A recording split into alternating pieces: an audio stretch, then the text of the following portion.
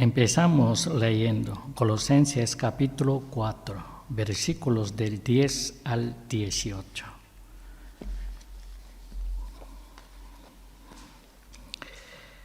De todas mis cosas os informará Tíquico, hermano amado y fiel ministro, y consiervo en el Señor, a quien envié a vosotros para esto mismo, para que conozcáis nuestra situación y consuele vuestros corazones.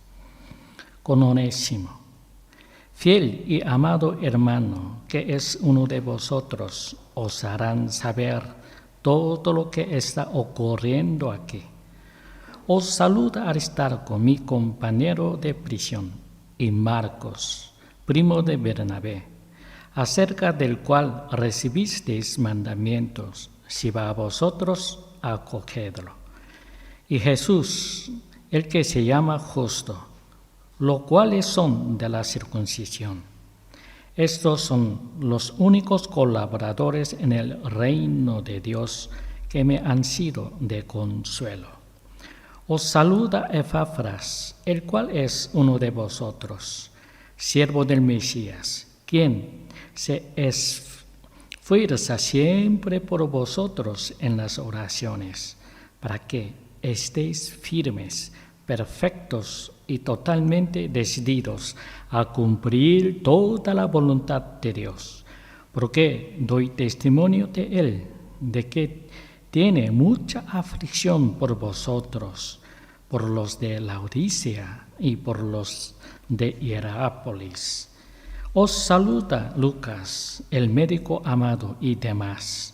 Saludad a los hermanos de Laodicea, a Ninfa y a la iglesia que está en la casa de ella.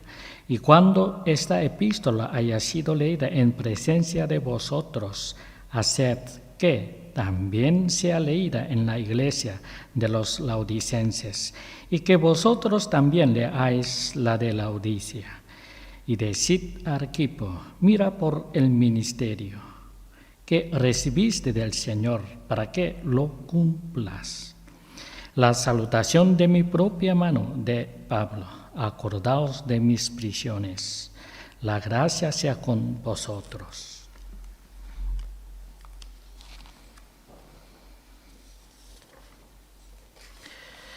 Pablo no solo era bueno evangelizando, sino que también era bueno haciendo amigos. En el libro de Hechos y en las epístolas hay una multitud de ellos y de muchas nacionalidades distintas de alrededor de Israel. Solo en Romanos capítulo 16 hay 26 miembros de cristianos. En la época de Pablo era costumbre dar saludos al final de la carta. Los saludos de Pablo no eran solo una costumbre social, sino que también tenían un propósito espiritual. Pablo priorizaba el hecho de discernir quién obraba bien y quién no según la fe, por sobre del mero saludo social. Pablo añade los saludos de los colaboradores que ha tenido en la cárcel. Aristarco, Marcos y Jesús eran justos. Epafras, Lucas y demás eran gentiles. Aristarco, Marcos y Jesús eran judíos. Epafras, Lucas y demás eran gentiles. Pablo saluda concretamente a las iglesias de Laodicea y Hierápolis. Todos estos nombres no tienen ningún significado para nosotros cuando los leemos, pero sí conocemos sus pasados, nos conmoverán. Podemos dividirlos en tres partes. Hay los que se quedaron con Pablo todo el tiempo. Hay quienes se dedicaban a la oración. Y hay los que estaban lejos de Pablo. Vamos a hablar sobre los primeros. Hay los que se quedaron con Pablo todo el tiempo. Colosenses capítulo 4, versículos 10 y 11. Estos son los tres judíos y Lucas. Empecemos por Aristarco. Aristarco siempre estuvo junto a Pablo. Es un hombre de Macedonia, de Tesalónica. Acompañó a Pablo en sus viajes de evangelización. Veamos en Hechos capítulo 19, versículo 29. Y la ciudad se llenó de confusión y a una se lanzaron al teatro y arrebataron a Gayo y a Aristarco, unos macedonios, compañeros de viaje de Pablo.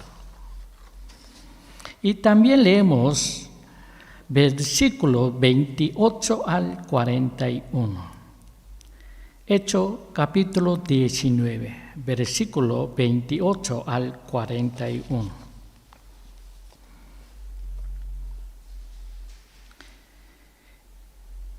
Hechos capítulo 19, versículo 28 al 41.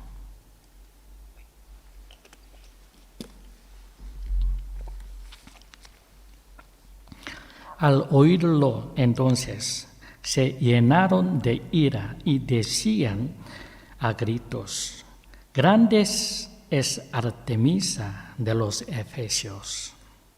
La ciudad se llenó de confusión y a una se lanzaron al teatro y arrebataron a Gayo y a Aristarco, unos macedonios compañeros de viaje de Pablo. Y Pablo quería presentarse ante el pueblo, pero los discípulos no lo dejaron. También algunos de los asiarcas, que eran amigos suyos, enviaron a rogarle que no se presentara en el teatro. Unos pues gritaban una cosa y otros otra, porque la concurrencia estaba aturdida y la mayoría no sabía por qué se habían reunido. Y de entre la multitud instruyeron a Alejandro. Enfujando los judíos, entonces Alejandro, haciendo señal de silencio con la mano, quería hacer su defensa ante el pueblo. Pero al reconocer que era judío, todos a una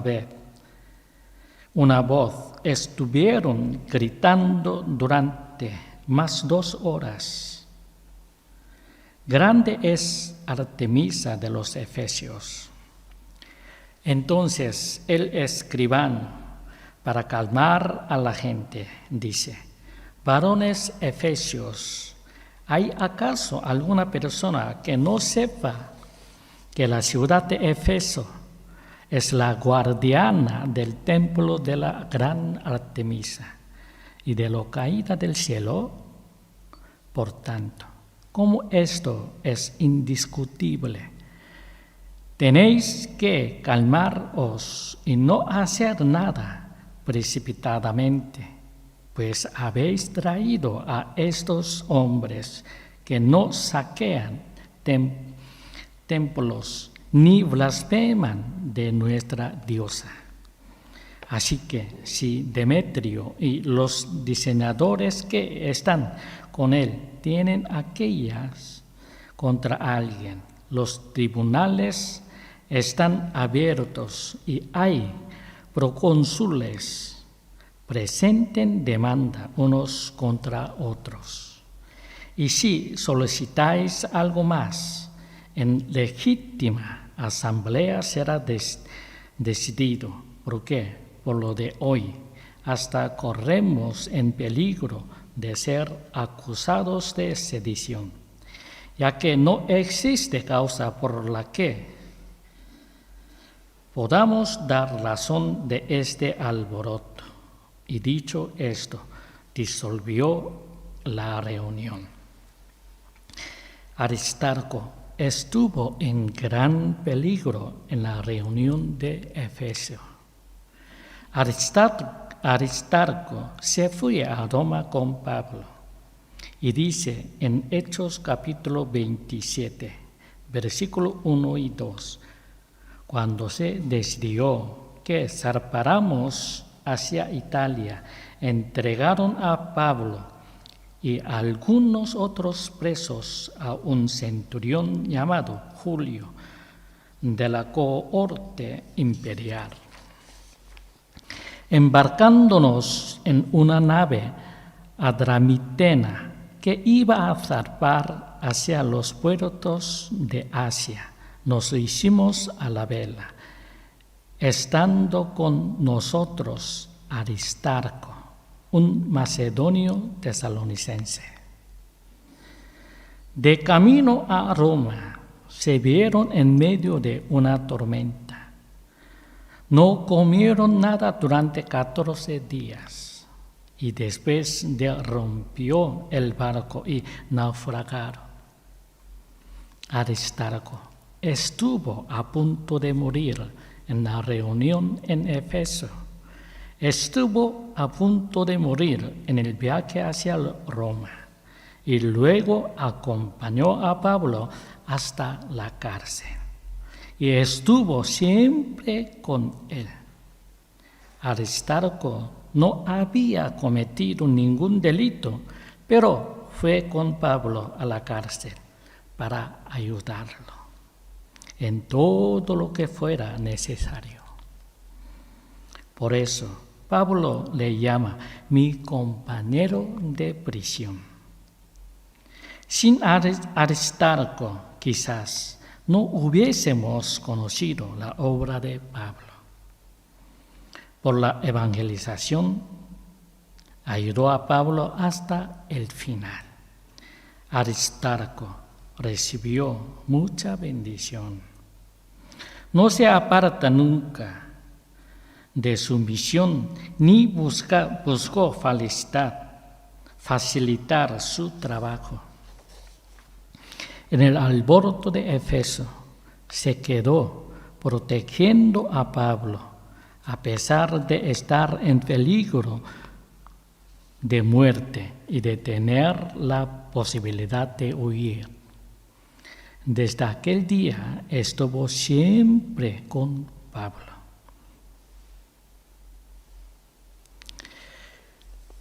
Ahora vamos a hablar de Marcos. Marco es quien escribió el Evangelio de Marcos. Es judío procedente de Jerusalén. Su madre María permitía a los cristianos reunirse en su casa. Leamos Hechos capítulo 12, versículo 12. Y reflexionando en esto, fue a la casa de Miriam, la madre de Juan, el que se llama Marcos, donde muchos estaban reunidos orando. Miriam es el nombre en hebreo y María es el nombre en Roma.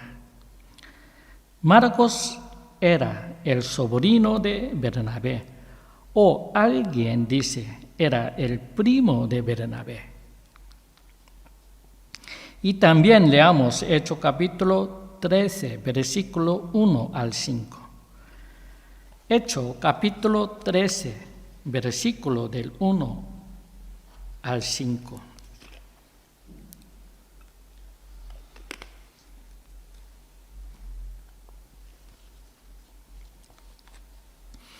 Hechos capítulo 13, versículo 1 al 5.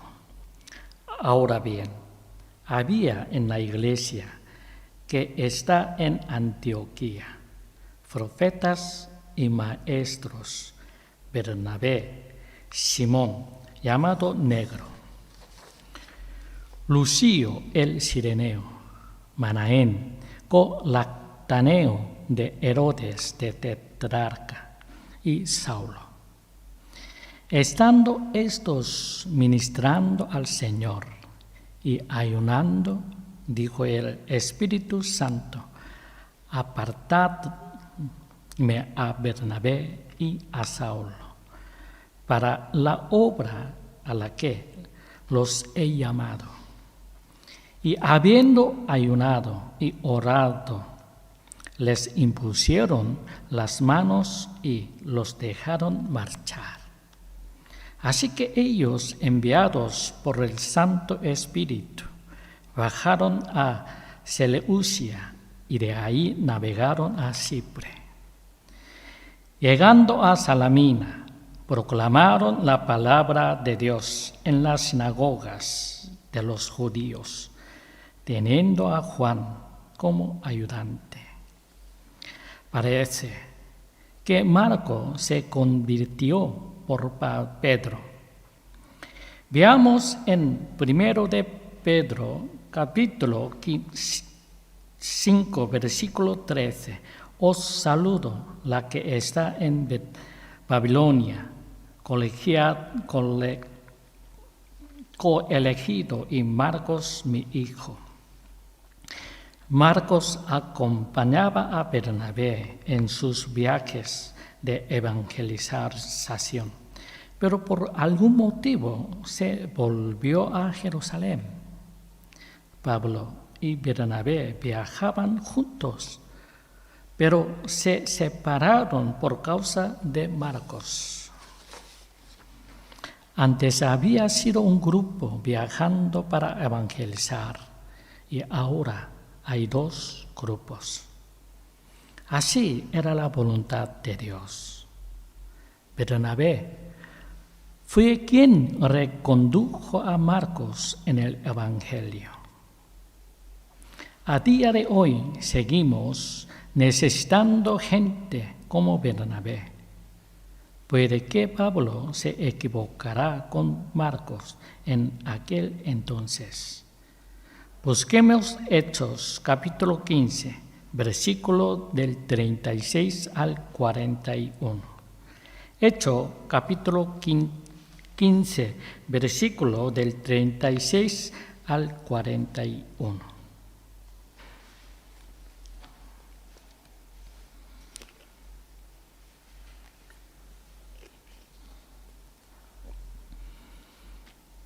Hechos capítulo 15, versículo del 36 al 41. Después de algunos días, Pablo dijo a Bernabé: volvamos a visitar a los hermanos de ciudad en ciudad, en todas aquellas en las que hemos anunciado la palabra del Señor, para ver cómo están. Y Bernabé quería llevar consigo también a Juan, el que se llamaba Marcos. Pablo, en cambio, no tenía por conveniente llevar consigo a aquel que los había abandonado desde Pamfilia y no había ido con ellos a la obra. Y hubo un desacuerdo tal que se separaron el uno del otro. Bernabé, tomando a Marcos, se embarcó hacia Chipre. Y Pablo, escogiendo a Silas, salió encomendado por los hermanos a la iglesia, la gracia del Señor. Y pasó por Siria y Sicilia, confirmando a las iglesias. Pues que Pablo se equivocará con Marcos, pero no tenemos manera de discernir si fue lo correcto o no. La pasión del Pablo por el Evangelio era enorme y pocos la hubieran comprendido. Marcos probablemente no lo vio y por eso los abandonó de sus viajes peligrosos. También leemos Segunda de Timoteo, capítulo 4, versículo 11. Lucas es el único que está conmigo. Toma a Marcos y tráelo contigo, porque me es útil para el ministerio. Pablo acogió a Marcos más tarde, y Marcos, Tito y Timoteo ayudaron a Pablo como mensajeros. Pablo envió a estos tres para que ayudarán a las iglesias que lo necesitaran. Estos tres se convirtieron en servicio de Cristo. Marcos recibió la gracia de Dios hasta poder escribir el Evangelio según Marcos. Marcos llegó a aprender de sus errores gracias a Bernabé y recibió muchas bendiciones. Siempre que pensemos en Marcos, debemos recordar a Bernabé y elevarlo aún más en nuestro pensamiento. En nuestros tiempos necesitamos a personas como Bernabé que nos reconduzcan por el buen camino. Ahora vamos a hablar de Jesús el Justo. Colosenses capítulo 4, versículo 11. Jesús era judío como Pablo, pero no conocemos nada de él. Jesús en hebreo era Josué y en Roma se traducía literalmente como justo. Jesús el Justo era fiel en la fe. Estuvo siempre con Pablo, ayudándole en todo. Y esto es todo lo que sabemos de él. A pesar de lo poco que sabemos de él, sabemos que es un hijo de Dios. No hay quien lo conozca en este mundo, pero es una estrella brillante en el cielo.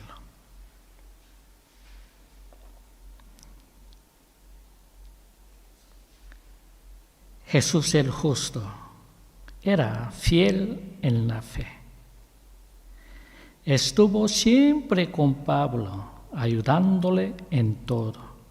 Y esto es todo lo que sabemos de él.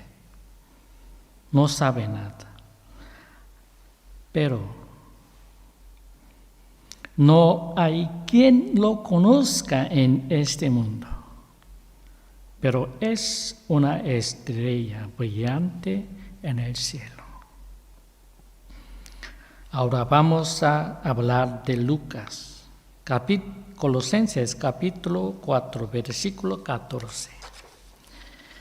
Lucas es una persona muy importante para la iglesia primitiva y era un gentil.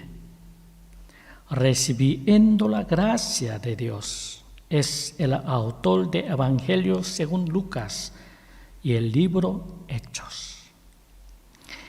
Es una persona gentil muy importante para la iglesia. Era médico e historiador. Pablo lo amaba profundamente. Era en su tiempo un médico excelente de Grecia y era tratado con honores entre los médicos. Pablo curó a muchas personas por la fe y Lucas también aportó con sus conocimientos en medicina. Leemos Hechos capítulo 16, versículo 9 y 10. Y se mostró a Pablo una visión de noche. Cierto varón macedonio estaba en pie y le rogaba, diciendo: pasa a Macedonia y ayúdanos. Tan pronto como tuvo la visión, enseguida procuramos partir para Macedonia, persuadidos de que Dios nos había llamado para proclamarles el Evangelio. A partir de aquí, Lucas siempre escribe en plural, refiriéndose a Pablo y a él. Lucas fue a Jerusalén con Pablo. También leemos Hechos capítulo 20, versículos 5 y 6. Pero estos se habían adelantado y nos esperaban en Troas. Y nosotros, cuando pasamos los días de los ácimos, navegamos desde Filipos, y en 5 días llegamos a ellos en Troas, donde nos quedamos 7 días. Y también fue con él a Roma.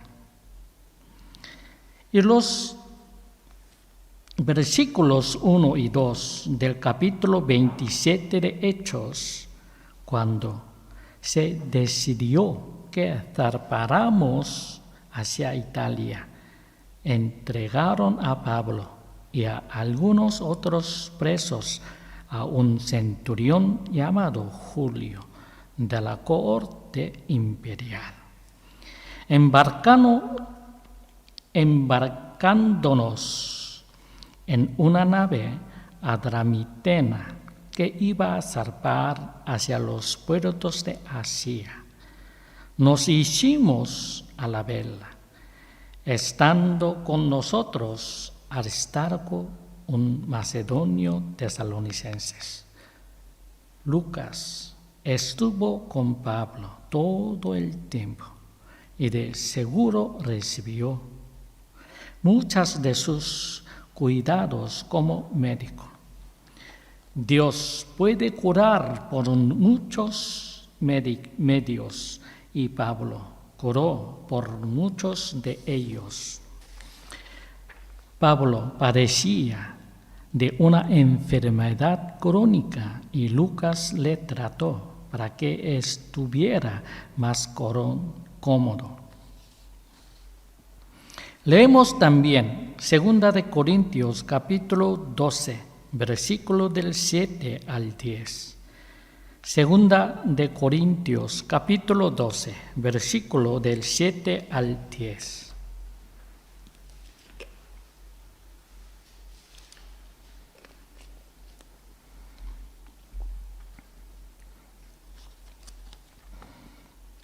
Segunda de Corintios capítulo 12, versículo del 7 al 10.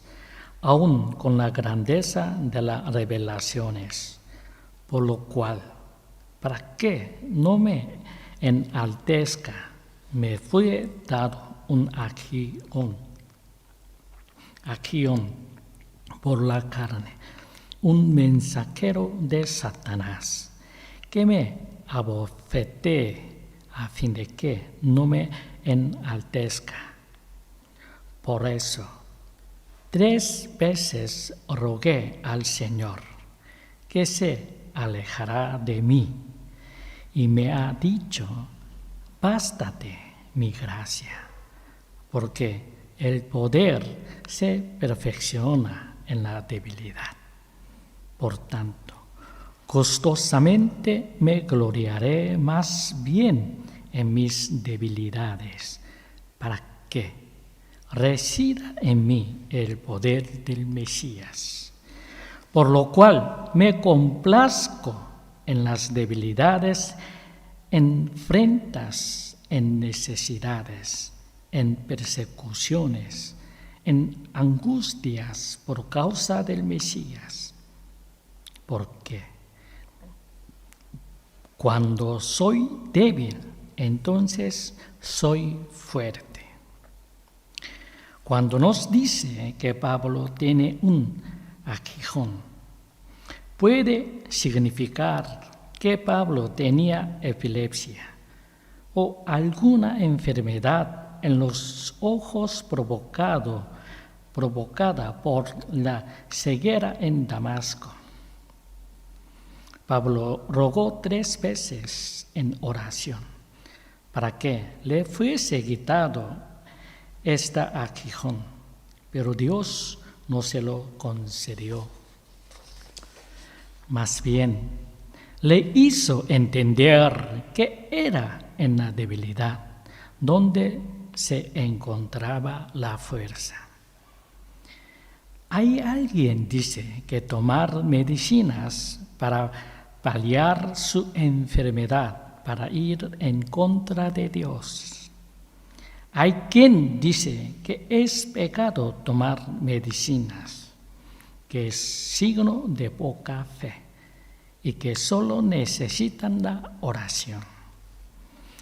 Estos son los gnósticos, los del movimiento carismático, los pentecostal, etc. Pero en verdad no es más que una herejía. La mayoría de los que predican a través de la radio en los Estados Unidos enseñan que tomar medicinas es tener poca fe. Pero todo esto son falsedades. Pablo, quien curaba por medio de la fe, iba siempre acompañado de un médico. Todos debemos actuar según nuestra fe. Hay quien decide solo orar sabiendo que puede morir o lo acepta con gusto si esa es la voluntad de Dios. Y hay quien ora y se trata con medicinas. En cualquier caso, no es pecado el hecho de tomar o no medicinas. Cada uno tiene fe a su medida. Algunos tienen una fe muy madura y otros necesitan todavía madurar. Decir que hay un solo proceder para todos es erróneo. A día de hoy sigue habiendo gente que se cura por medio de la fe, pero no por ello la medicina es pecado. Lucas es un ejemplo por excelencia de que un profesional de la medicina puede obrar para el Evangelio. Lucas era experto médico y historiador y un amado hermano y compañero de Pablo para siempre. Por hoy vamos a dejar el sermón aquí. Seguiremos más adelante, a Dios quiere. Espero que tengáis una semana llena de comunión con Dios. Que Dios os bendiga. Amén.